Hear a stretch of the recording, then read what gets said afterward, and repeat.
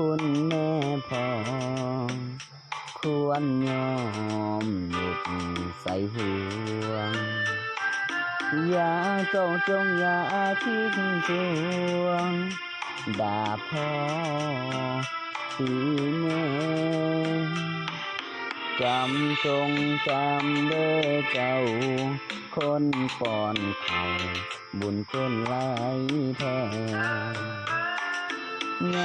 ามที่เพิ่นเฒ่าแก่ให้เจ้าดูแล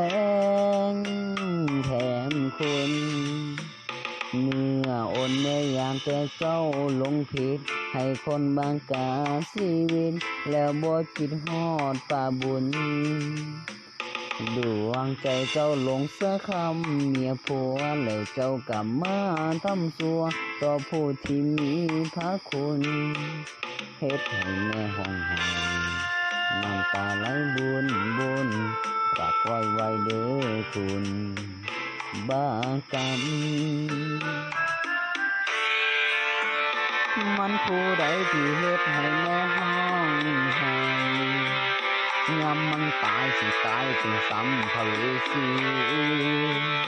โตสูงใหญ่เมื่อซ้ำใบล้างทรมานไปกำหูเข็นน้อยห้องให้ไทยสวยการบ่มีไผสวยได้ความเป็นเรื่องราวสองใจให้เจ้าคิดเบิ่ง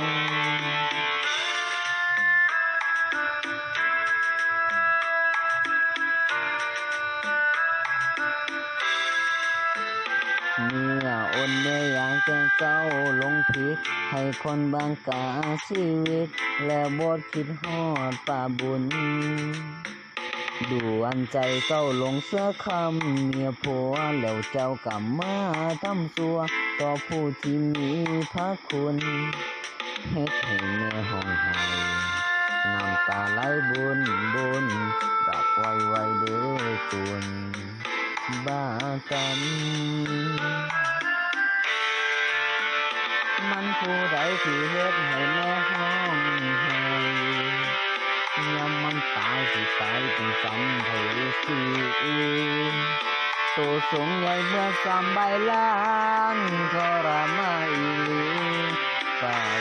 กำหัวเข็นน้อยห้องให้ไทยซอยการบ่มีไผซอยได้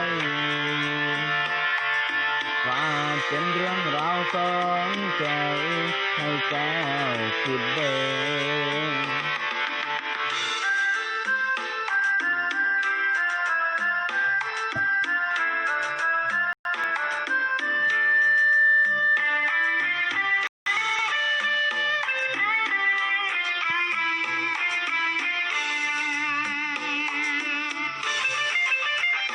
มันผู้ใดที่เฮ็ดให้แม่ห้อ